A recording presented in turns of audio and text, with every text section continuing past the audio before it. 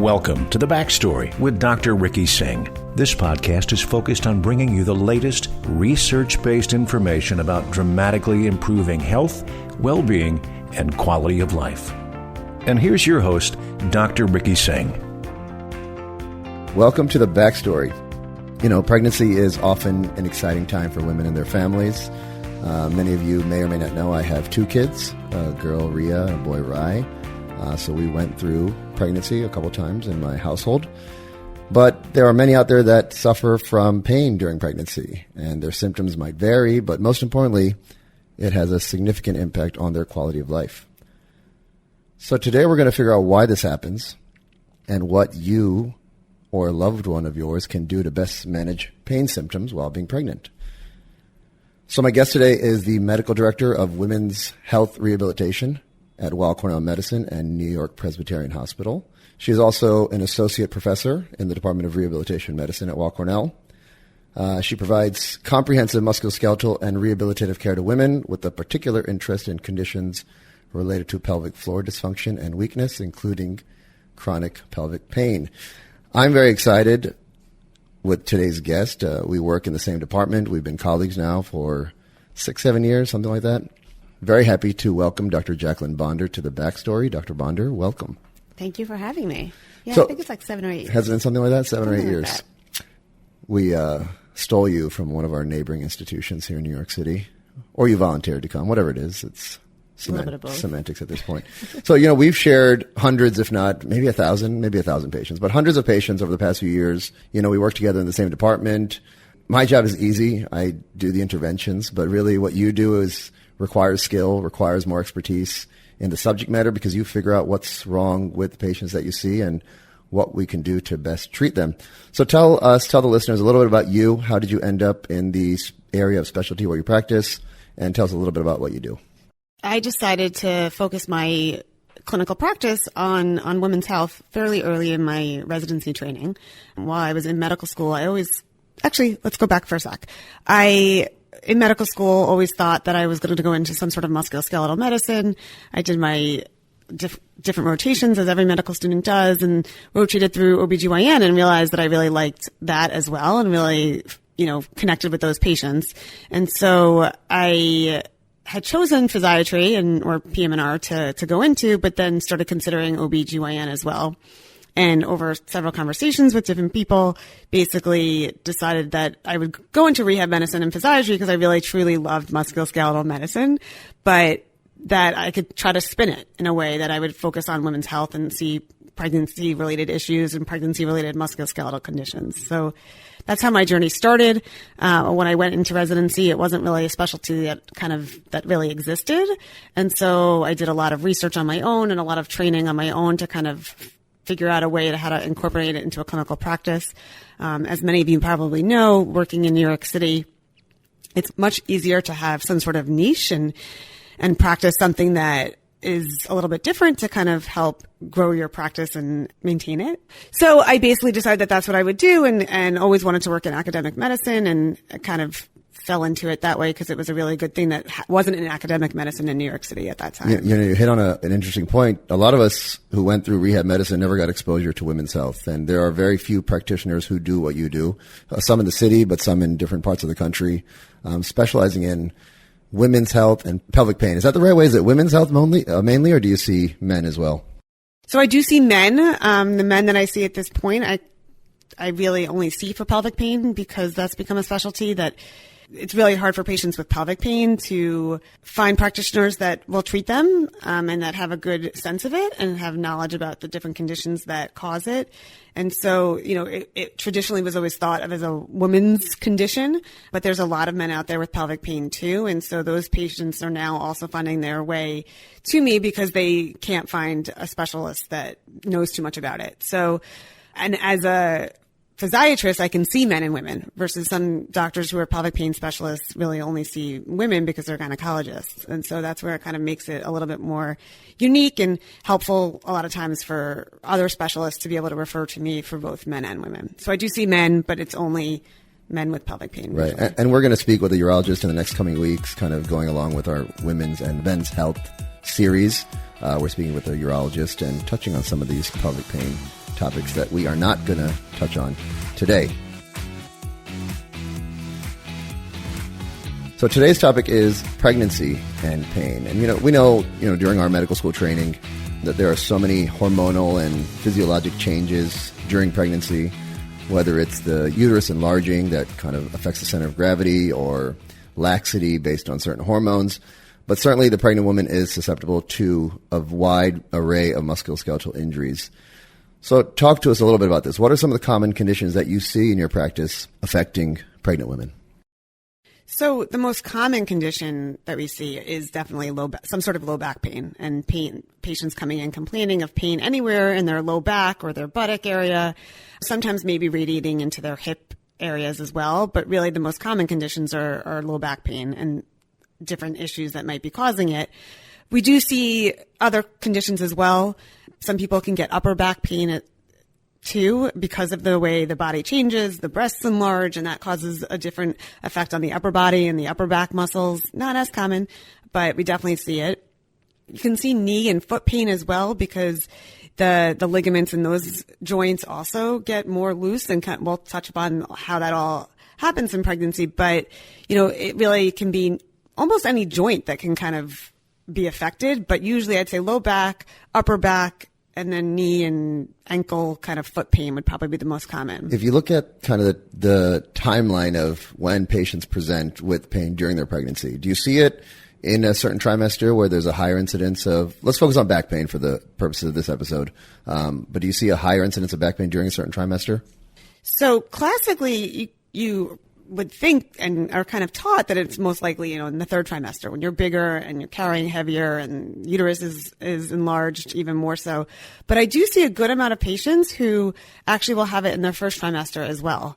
And this is usually due to this rapid change in hormones, where basically the relaxin hormone that causes the ligaments to kind of get loosey-goosey, as I say, that rapidly increases in the first trimester and goes up really fast. And so if your body doesn't have the muscle strength to substitute for those ligaments that are normally holding the joints in place, if your muscles aren't strong enough, then you're going to start to overcompensate. You might develop some muscle spasms and some pain, and you might just also overuse certain muscles and develop pain from that too.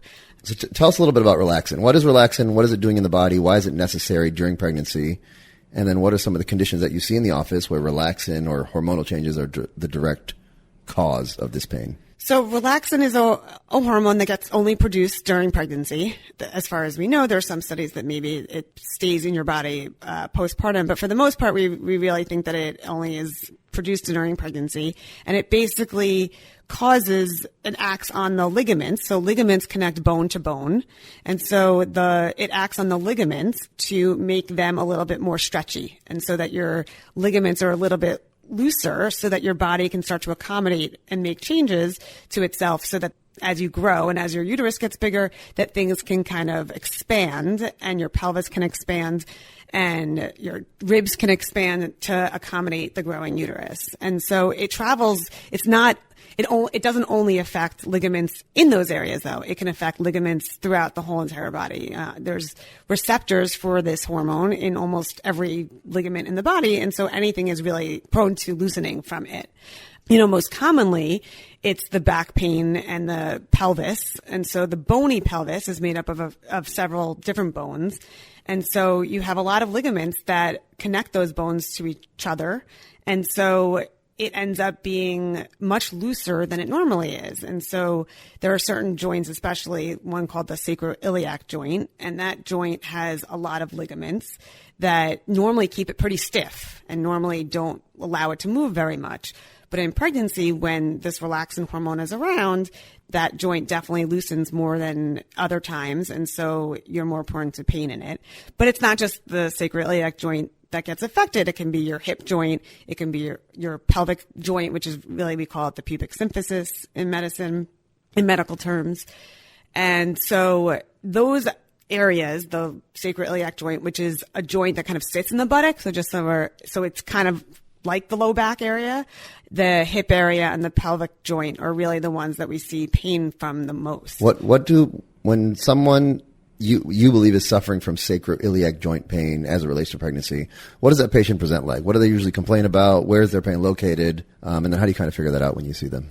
So their pain is usually located on one side or the other. So it's not usually in the middle of the back. It's usually and it's usually lower than what we consider the lower back. So if you think about your hip bones and the top of your hip bones and where they are and kind of, draw a line around your body with that, your low back is that area and a little bit above, and everything below it I would call your buttock area. And so the pain from sacroiliac joint pain is usually more in that buttock area, that fleshy area of most women's body that basically people wouldn't even know that there is a joint there because you think it's mostly muscle. And so it usually is on one side in that kind of fleshy part of the body, which we'll refer to as the buttock.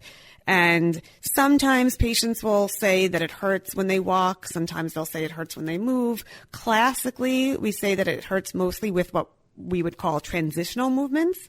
So things like sitting to standing. So classically, a patient will be sitting in their office all day and they go to stand up and they get pain in that area. Turning in bed. They'll be sleeping at night and they wake up to go pee, 1,000 times. And every time they turn over to get out of bed, they have pain. And so those kinds of classic transitional movements are when we would think, oh, this is probably from her sacroiliac joint. Sometimes it'll radiate down their leg into the thigh area, but it won't ever usually go past their thigh or past their knee if it's truly from sacroiliac joint.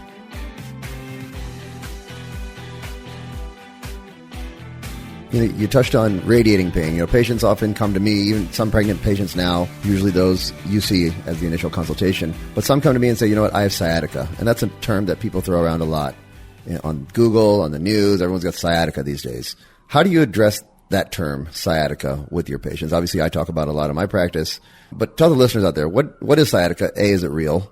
And then how do you kind of convince the patient that you may not have sciatica, you might have maybe sacroiliac or SI joint dysfunction? So classically, patients have been calling back pain in pregnancy and pain in that buttock area radiating down into their leg sciatica, because true sciatica is pain radiating from the low back or the buttock down into your leg. But that sciatica, and true sciatica, I should say, usually goes down into the foot, and classically is, pain radiating from the low back into the foot area, and that's it. By definition, patients with sacroiliac joint pain usually do not have pain going down into the foot.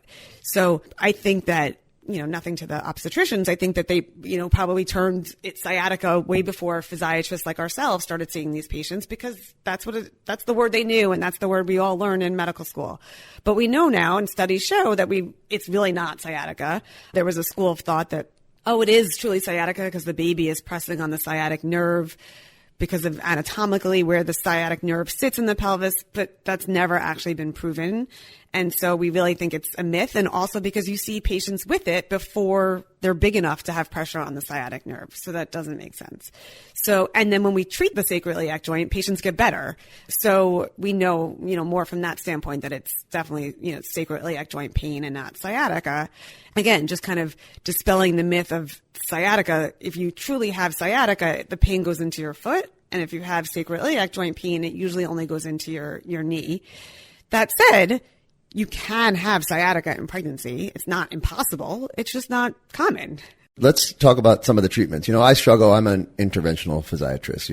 I'm a one-trick pony. I have a couple of tools in my tool belt with medications and injections. And a lot of these are kind of contraindicated during pregnancy. So I lean on you. I defer to you a lot on what can I give this patient to help with her symptoms. I mean, she's almost at the finish line. She's in third trimester. Things are probably going to get better post-pregnancy, which we will discuss. But what are some treatments? Let's say you diagnose someone with sacroiliac joint dysfunction. What are some of the treatments that you use to help these patients' pain? The number one treatment is exercise. So we practice what we preach, and is physical medicine and rehabilitation. So that really is, and that's how I think, our field got into treating these women, is that the number one thing that really helps them is physical therapy, and trying to get them into some sort of exercise program to strengthen the muscles that need to compensate for those loose ligaments that we discussed earlier. And so getting patients into some sort of strengthening program. physical therapy, that would be great. If it's not physical therapy, there's great trainers out there that know how to do a lot of the strengthening. There's Pilates classes that are dedicated to it. There's definitely options, but the bottom line is that you really want to focus on core strengthening in terms of trying to help support the pelvis. A lot of the core muscles, those are the muscles that we use to support our entire torso and support our back and our abdomen and pelvis. And so basically, if we strengthen those muscles, we give the pelvis some more support, and patients will feel better from that. There's probably people out there that are concerned. Am I allowed to exercise while I'm pregnant? Am I going to put the fetus at risk? What do you tell these patients? How do you counsel them and maybe saying avoid certain exercises, but these are usually the safe ones during pregnancy? It's absolutely safe to exercise during pregnancy. We probably could spend a whole podcast on that. But in terms of generally speaking, exercise during pregnancy is encouraged. 30 minutes of exercise a day is great for everybody. But for these specific issues, in terms of core strengthening, you might think that a lot of these exercises are contraindicated or not appropriate because sometimes you're lying on your back and you've been told not to lay on your back, or some people are nervous that it's going to hurt the baby. So, just to kind of dispel that, there's a lot of exercises to strengthen the core that you can do not lying on your back.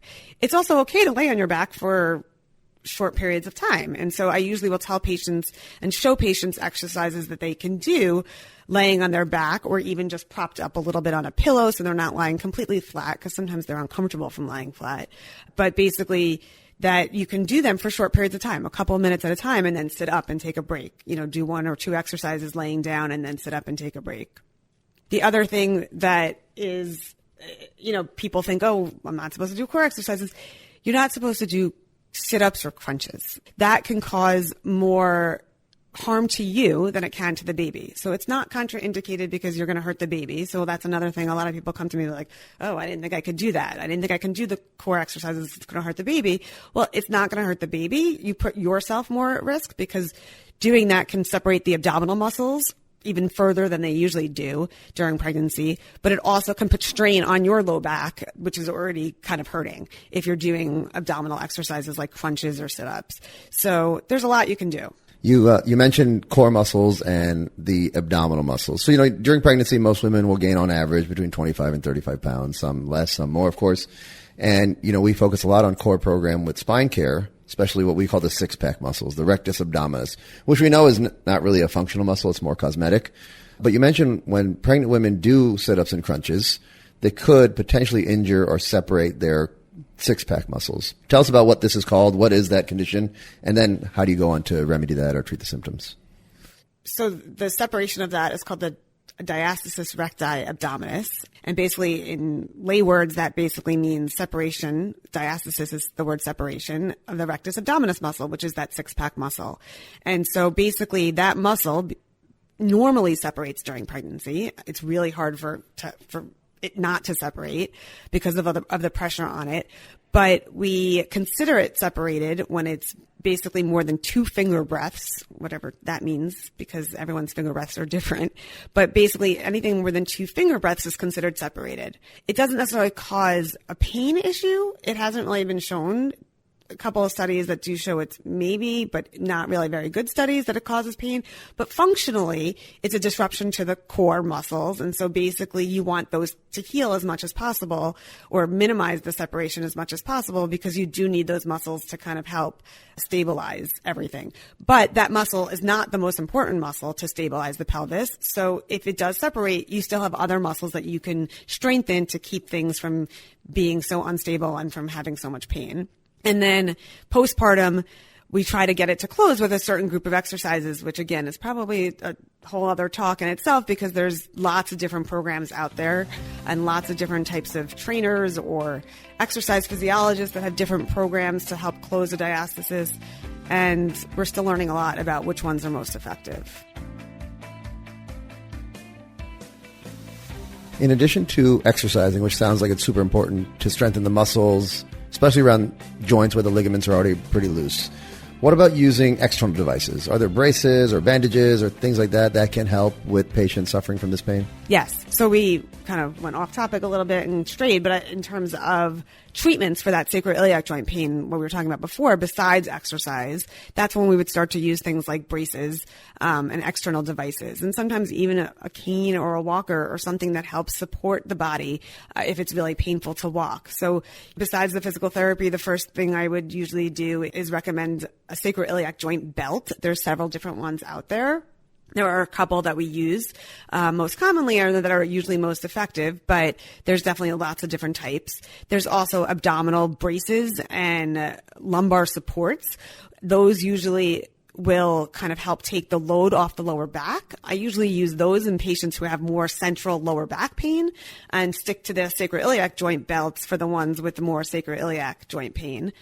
And those are the kind of two classically that we'll use in terms of braces that usually can be most helpful. What do you tell these patients who are suffering from either sacroiliac joint pain or presumably maybe even true sciatica, like they have a disc herniation because of the excess weight and pressure on the spine, and we can't do some of the interventions that I would normally do? What do you tell these patients about how long these symptoms are going to last and what the outlook looks like postpartum? Do patients tend to get better after delivery? Yeah, so just to address real quick the idea of an actual disc herniation during pregnancy, which is quite uncommon and pretty rare, but can happen.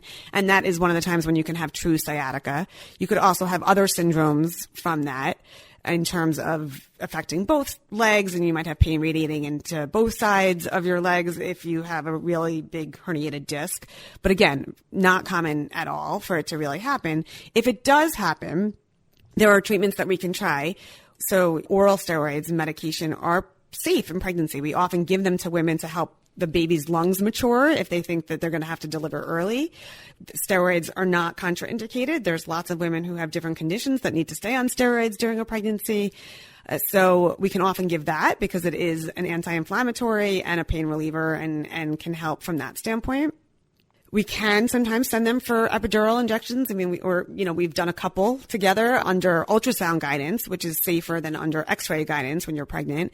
There's certain ones that you can do, and Dr. Singh can probably attest to that more than I can. But there are certain ones that can be done to help with that disc pain. And then usually postpartum, we have to monitor patients to make sure that disc pain gets better and not worse. And it can go in either directions. It can get better miraculously and after you deliver because all that weight is off and you can feel a lot better, but it also can worsen if there are thoughts about having a vaginal delivery. Sometimes pushing, we know that pushing and that kind of maneuver is what causes disc herniations to begin with. So if it worsens during a delivery, then we have to address it either with some sort of injection and rarely a surgical consultation. Yeah, I tell patients the same thing. The natural course of disc herniations is that 90% of patients are going to get better without an intervention. The challenge during pregnancy is we're limited by the tools that we can use. We can't do epidural steroids as often. Some of the non-steroid anti-inflammatories are contraindicated. So that kind of protracts the course. But I agree with you. I think there's always light at the end of the tunnel, and the symptoms will abide and gradually get better. You're part of a few programs here at Weill Cornell and New York Presbyterian where you collaborate with obstetrics and gynecology. We talked to Dr. Loeb Zeitlin last week about the midlife program, focusing on patients with menopause. But there's also other programs here, like the pelvic pain program and endometriosis. Talk to us a little bit about some of these programs that you're involved with and what kind of patients and services that you see and offer. So the pelvic pain and endometriosis program was started right as the pandemic was hitting about a year and a half ago, and basically it was on the heels of hiring a minimally invasive gynecologist who specializes in endometriosis. And basically those patients, sometimes have surgical pelvic pain and pelvic pain that can be fixed or cured or treated with surgery, and might be related to certain conditions like endometriosis or fibroids and those kinds of things. But at the same time, sometimes they have musculoskeletal issues as a result of those conditions. And one of those conditions would be what we call pelvic floor dysfunction or pelvic floor myalgia, which is basically pain in the pelvic floor muscles that can cause perpetual pain or chronic pelvic pain. And so basically, I'm involved with that program as the physiatrist to kind of help treat the musculoskeletal issues that might come from any of those other pelvic pain conditions. So it sounds like a pretty collaborative program with specialists from other disciplines focusing on presumably men and women suffering from chronic pelvic pain? Yes, that program is more run through gynecology, so it doesn't really have many men coming through it, because it's really more focused on the female causes of pelvic pain. But there are, like I said, I see men with pelvic pain all the time, and that's usually more under the umbrella of working with the urologists that see that kind of condition, or the true pain management doctors. So just closing, so the patients know when they should see you. There's a lot of listeners out there who, some might be pregnant, some were pregnant or planning to become, and they're concerned about developing some of these symptoms during pregnancy. When should someone see you if they're having back pain? I mean, is there a natural time course where they can try ice and rest and things like that? And what are some symptoms where you say, you know what, you should come get an evaluation? So the number one risk for back pain during pregnancy is back pain prior to pregnancy. So if you're having back pain prior to pregnancy, or have a history of back pain prior to pregnancy, and you're thinking about getting pregnant, you should definitely think about having an evaluation to kind of help prevent it from getting worse or recurring during pregnancy. And then if you do have back pain during pregnancy, I always say that, it can be totally appropriate for you to see your obstetrician, talk to them about it. Sometimes they may send you to physical therapy without even seeing someone like myself or seeing me. But if it gets to the point where your function is limited, or that you're not getting better with physical therapy, and that your quality of life is diminishing despite the most conservative, useful treatment that we have, then you should have an evaluation. I certainly appreciate that. Dr. Bonder, we're very lucky to have you in our department. I've sent you members of my family to see you for pain at various phases in their lives, so I appreciate everything you're doing. And out there to the listeners, if you're out there suffering, or if you know someone who has had back pain or pelvic pain as a result of pregnancy, or even postpartum, or even endometriosis, so a bunch of conditions, please call Dr. Bonder. We'll leave that contact information on our notes. And thank you to the listeners out there on tuning in to the Backstory podcast. And remember, when it comes to your health, when it comes to your wellness, we here have your back. Thank you, everyone. Thanks for having me. Thanks for listening to The Backstory. Please subscribe, rate the podcast, and review The Backstory on Apple Podcast, Spotify, and Google Play Music. And feel free to share this podcast on social media or even your own website or blog. This podcast is for general information purposes only. It does not constitute the practice of medicine, including the giving of medical advice. No doctor-patient relationship is formed. The use of this information is at the user's own risk. The content of this podcast is not intended to be a substitute for medical advice. To learn more about Dr. Singh and his clinical research, please follow him on social media. You can also sign up for his newsletter by going to www.rickysinghmd.com. That's RICKYSINGHMD.com.